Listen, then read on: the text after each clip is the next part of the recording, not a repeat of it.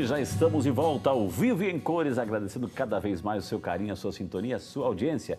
Este é o Vida e Saúde, hoje falando sobre memória, Alzheimer, envelhecimento. Conosco um dos maiores especialistas do tema, o Dr. Francisco Viana. Ele é médico geriatra, especialista em prática ortomolecular e também biofísica aplicada à saúde. Aceita o nosso convite que está dando uma aula de como a gente pode entender o processo da mente humana. Já falamos um pouquinho sobre memória a curto prazo. Preparamos mais uma tela aí sobre memória, agora vamos colocar memória a médio prazo. O que é isso, né? Enquanto a gente prepara a tela, doutora, assim, tem uma pergunta que chegou aqui da nossa amiga Regilda Silva Almeida, de Barra do Choca, isso, na Bahia. Obrigado, dona Regilda, que Deus abençoe a senhora, viu? Ela tem 52 anos, toma Rivotril e diz assim, amitriptilina. Amitriptilina, já há 14 anos. Ela está sentindo assim um momento de muito esquecimento. Ela pergunta, pode ser dos remédios ou já é sintoma de Alzheimer? Ela tem 53 anos, a dona Regilda, doutor. Então, dona Regilda, um abraço para a senhora aí, muito obrigado pela pergunta, né? Nós sabemos também, já existem alguns trabalhos científicos que denotam que o uso de benzodiazepínicos, no caso o Rivotril, vai aos poucos afetando também a memória. Então, nós aconselhamos que a senhora vá ao seu médico, né, de confiança, ao seu geriatra, um neurologista, e, se puder, trocar ou retirar essa medicação para que a senhora melhore a sua memória. Tá? Então, a gente acha que não é só o processo. 53 anos é muito cedo, exato, é muito jovem, não é? É o flor da vida, né? Se nós vivemos 100 anos, por exemplo. Então, tem que consultar um médico para ver uma alternativa. Se conseguimos mudar esse Rivotril para um outro medicamento, que é difícil de tirar, porque o Rivotril, a longo prazo, ele realmente produz um déficit de memória. Muita gente tem, a gente já fez programas sobre os perigos da automedicação, muita gente tem esse hábito da automedicação, ou seja, o excesso de medicamento prejudica também, doutor? Sim, a memória ela pode ser afetada por excesso do cigarro, fumo, por álcool, por uso de drogas e medicamentos também, que suprimem os neurotransmissores e afetam áreas do cérebro, como o hipocampo, o próprio cerebelo ou o sistema reticulado, onde você tem a projeção da memória, né? Então, não existe um local só do cérebro que está a memória. Ah, o hipocampo, etc. Claro, no Alzheimer, esse hipocampo tem uma atrofia, que é a memória rápida, né? De curto prazo. Mas a memória de longo prazo, ela usa várias regiões do cérebro. Então, você tem que ter o cérebro ativo, tem que treinar o seu cérebro. Isso, né? eu vou falar nisso, doutor. A gente preparou aqui, eu vou pedir desculpa porque o título está assim, memória de longo prazo, mas na verdade, doutor, leia-se médio prazo, viu? Médio prazo, tá? Então pode colocar a tela, porque a gente tem outra tela sobre longo prazo. Pode colocar. Então, memória de médio prazo lá, doutor. Né? É a chamada declarativa ou explícita. Então, é episódica, que são os eventos do dia a dia, né? E a semântica, quer dizer, aqueles fatos que aconteceram para você lembrar, olha, puxa vida, como foi bom o aniversário da minha sobrinha, que foi aqui há 15 dias. Então, como foi muito bom aquele passeio que nós fizemos, você estava me falando das suas viagens à Terra Santa, né? Quer dizer, essa vivência de médio prazo, isso também é enriquecedor. Ou seja, você atualiza, traz a memória, não é difícil você recuperar esta lembrança, isso que é médio prazo? Médio prazo é aquela lembrança mais próxima, não num passado distante, tão remoto, né? Em que você, por exemplo, tem várias coisas interessantes, que você tem a memória olfativa. Então, o cheiro, quando você vê uma flor, te lembra de alguma coisa. Você tem a memória visual associativa. Então, você vê uma coisa, uma árvore que lembra um local onde você for, também associa. Você tem a memória tátil, em que você tateou coisas e teve essa sensação tátil. O organismo funciona como um todo, né? Memória fotográfica, você, poxa, né? A memória fotográfica, essa memória quando a pessoa é especialista em dar uma lida e reter rapidamente, né? Quer dizer, isso também é um grau de especificação, já não para todas as pessoas, mas existem muitas pessoas que têm essa memória fotográfica. Né? Doutor, o senhor falou assim que um atleta, né, para correr, ele vai lá e se exercita, tem uma disciplina, etc., tem algumas renúncias que ele tem que fazer para aquela causa que ele está defendendo, enfim. O cérebro também tem treino, doutor? Tem exercício para o cérebro? Sim, felizmente, né? É uma dádiva do Criador magnífica, né? Porque o cérebro, ele é para refletir, para pensar, para transcender, né? E o cérebro que é treinado, se você lê, se você joga xadrez na infância, eu joguei muito xadrez na infância. Eu gosto muito de Me palavra arrependo de ter cruzada, parado. doutor, né? Eu sou Palavra cruzada também é viciado, muito bom. viciado. O sudoku, que são Exato, né? formulações Números, de números, né? Leitura de romance, em livro mesmo. Talvez a leitura ao nível informático, na tela, não seja tão retentiva como a leitura no papel, em que você pode pegar pela memória tátil. Prefira também. o papel. Então você pode ler, repetir, que é esse return, ouvindo a sua própria voz, sublinhar, escrever e depois fazer um resumo. Como eu aprendi na escola alemã, onde eu estudei há muitos anos atrás. Viva os professores, né, que nos ensinaram a fazer isso. Isso. Que era tomar o ponto. Um tomava o ponto do outro e você não decorava, você entendia, mas podia discursar sobre aquele assunto. Porque hoje em dia está Ctrl+C, Ctrl+V, Ctrl+C, Ctrl+V. Ou seja, está tudo digital, ou seja, não que não seja útil, né? Mas assim, às vezes não, vemos muita coisa, mas não retemos. Né? Isso porque a rapidez da informação e pelo acúmulo de informação, o cérebro tem que selecionar aquilo que é mais prioritário. É onde está a sua atenção. Se é emocional, vai estar no aspecto emocional. Se é cerebral, vai estar no aspecto racional. Se é transcendental, vai estar mais no aspecto espiritual. Então, o ideal é você ampliar em todos esses aspectos, né? Nós preparamos uma tela, inclusive, sobre algumas dicas. Já vamos falar sobre a memória a longo prazo, viu? Eu estou vendo aqui que a nossa diretora já colocou, a Marina, dicas para melhorar a memória, doutor. Então nós falamos da leitura fundamental, né? Leitura é uma coisa magnífica. Eu adoro ler, estou lendo todos os dias ou coisas científicas. Ainda posso me desculpar que não estou lendo tantas coisas mais agradáveis, né? Mas gosto muito, sempre li muito. Atividade física também, porque atividade física... Doutor, pode ser qualquer tipo de leitura, doutor? Uma revista? Qualquer tipo de leitura. Ler faz bem. Ler. Você acostumar, eu leio toda manhã o jornal, não vou falar qual, mas já leio desde os 8 anos de idade que eu já comecei a ler o jornal. Então, de manhã cedo eu leio o jornal. Para mim, é um exercício de leitura, conhecer as notícias, etc. Claro, ficar informado, não é na velocidade da televisão, né? que é muito mais rápido, mas é uma maneira de você ter a visão dos jornalistas no contexto socioeconômico, Você reflete um pouco mais, você pega a notícia, lê, relê. A televisão, você flash, você não retém, né? Então... Essa rapidez, né? E também, outra coisa, por exemplo, o exercício físico é muito recomendado, às vezes a gente se cobra disso, né? Mas é recomendado porque o exercício físico traz uma melhor circulação e também o cérebro, ele se movimenta lá dentro, ele dá uma chacoalhada, né?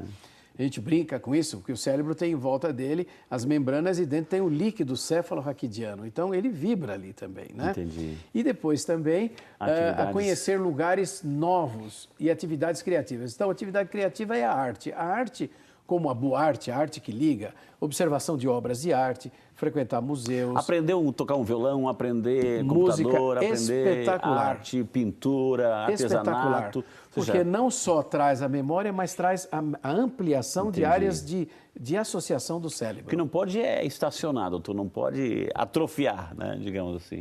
Parar. Eu posso dar um exemplo para você interessante. Às vezes você vai conversar com um homem do campo simples e ele tem uma memória fantástica, porque ele tem a natureza, o local que ele está, tem o trabalho duro, que seria o exercício, né? E ele ouve o radinho dele de manhã com as notícias, toma aquele cafezinho. Então, ele tem aquele contexto, né? Se ele ler um pouco mais e se ele prestar mais atenção em tudo que está à sua volta, é excelente também. É sabedoria, né? É sabedoria da prática da vida, não é? O doutor, Alzheimer, o que é o Alzheimer? Alzheimer é o nome de um cientista que descobriu essa doença, em que ele começou a perceber que as pessoas ficavam dementes. Então, o que é demente? A pessoa entra em surtos, não só perde a memória, mas também tem outros comportamentos, agressivos ou não, ou catatônicos. E essa demência é a falta da cognição, quer dizer, a pessoa não se relaciona, não se encaixa no mundo real. Então, ele está em outro mundo. Então, ele está absorto, ele está olhando lá para cima. Quando ele fez a necrópsia, ele observou que o cérebro dessas pessoas existiam alterações. E essas alterações existiam núcleos, né, de proteína tal e núcleos de deformação dos neurônios. Daí ele começou a fazer testes cognitivos Isso é testes de memória, testes de associação, e viu que aquelas pessoas que apresentavam esse tipo de demência poderiam ser classificadas dentro de uma demência de Alzheimer, onde existe a perda da memória, onde existe a absorção, quer dizer, a pessoa está fora, e depois vai evoluindo até ter uma evolução quase fetal no final da vida, vamos dizer, nas fases mais avançadas. Né? A gente pode dizer, doutor, a gente já aprendeu com o senhor, inclusive aqui, que de repente assim você está com aquele avô, com aquele até pai com certa idade, enfim, que começa a recordar muito com detalhes a sua infância, lá com detalhes, enfim, mas não é capaz assim de saber o que almoçou, não entendeu? Ou seja, aí às vezes, nossa, mas aquela pessoa tem uma memória fantástica, recorda,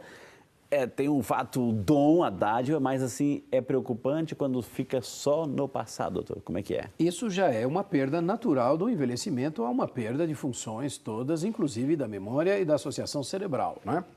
Agora, quando você percebe que o seu avôzinho ou que um idoso começa só a se referir ao passado e perde essa memória de curto prazo, nós aconselhamos que leve ao neurologista, ao geriatra, ao seu médico clínico, né, para que ele faça um diagnóstico, né, clínico, pode fazer um teste do relógio, que você desenha um relógio, né, 10 para as 10, né, okay. Que é simples. Você pode fazer um teste cognição geriátrica, um teste de depressão geriátrica e afastar outras causas, como a depressão, que também dá esses sintomas de perda de memória, ou outras demências que não o Alzheimer, como a demência frontotemporal, que é muito mais séria, muito mais agressiva, a demência dos corpúsculos cerebrais, né? E outros tipos de demência. Então você vai ter que estabelecer um diagnóstico, que na realidade só é feito após a pessoa morrer, com a necrópsia, para já tomar as atitudes, como nós vimos lá, estimular a cognição, estimular a participação desse idoso, para que ele tenha uma evolução mais satisfatória em relação a essa enfermidade tão terrível que é o Alzheimer, não é? Vamos colocar a terceira tela, Marina, sobre memória a longo prazo aí para ele perceber, para a gente perceber a diferença também.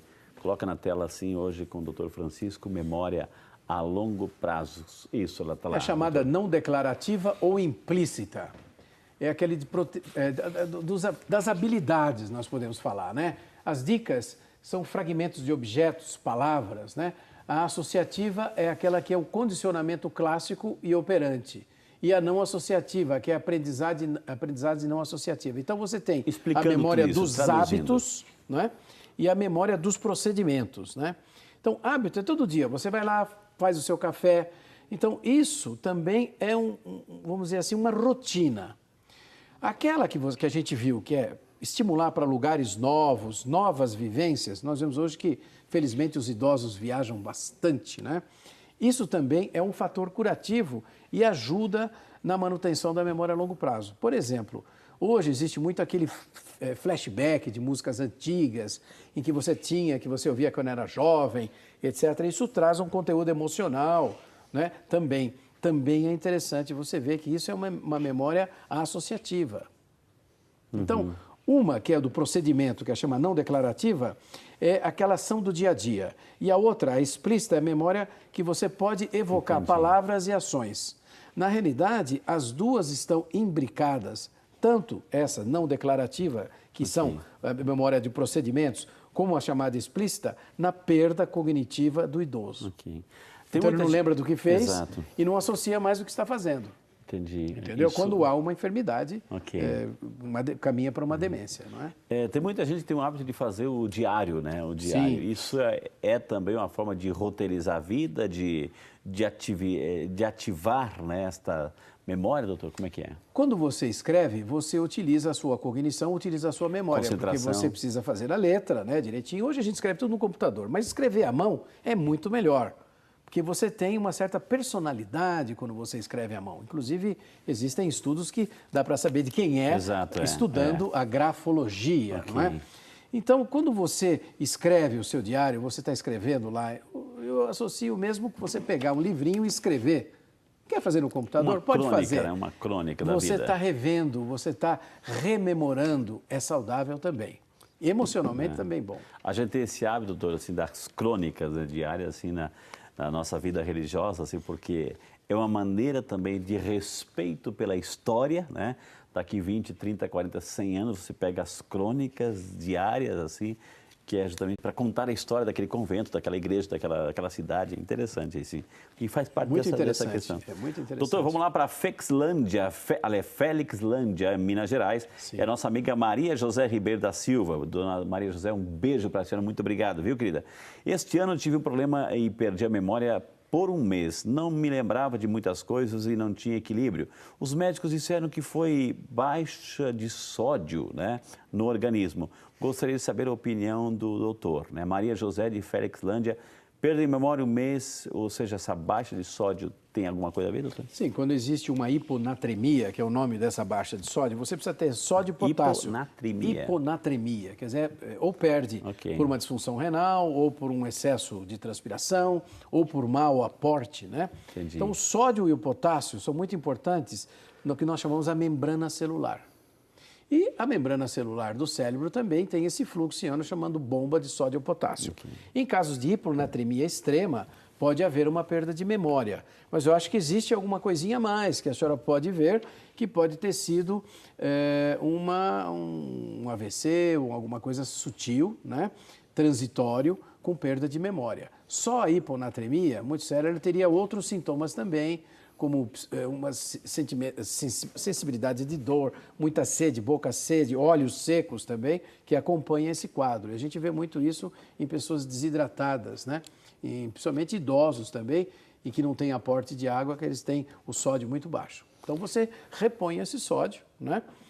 Ou dando sódio mesmo, endovenoso, ou procurando na natureza, né? No suco de laranja, etc., talvez uma água um pouquinho mais salgada, né?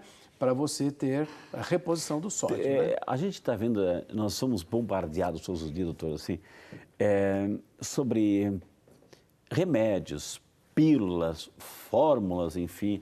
Ah, toma isso. Eu lembro quando era pequeno, assim, olha, tome biotônico Fontoura, toma isso e aquilo, fosfosol para memória, enfim.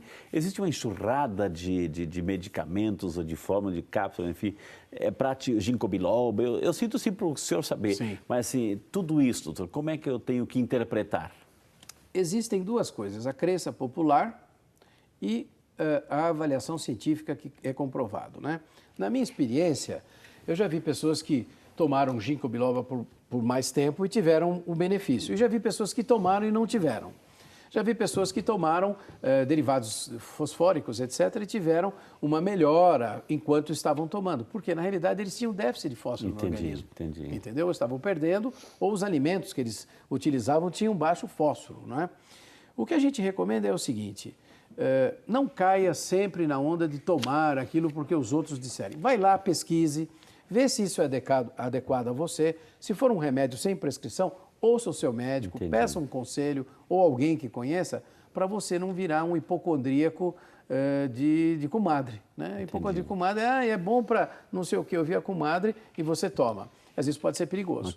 Mas pode ser perigoso. Cuidado com a automedicação, gente. Não cai nessa automedicação cilada realmente aí. é perigosa. Exato, né? não cai nessas ciladas aí, dessas formas milagreiras, né? Tem um médico para isso, viu? Vou chamar o intervalo na sequência, temos mais um bloco ainda, muitas informações, muitas dicas, exercícios. Vou perguntar para o doutor Francisco se tem algum tipo de alimentação que ajuda também a equilibrar aí o nosso cérebro, nossas lembranças, nossas recordações. Tudo isso e muito mais no próximo bloco, só para você.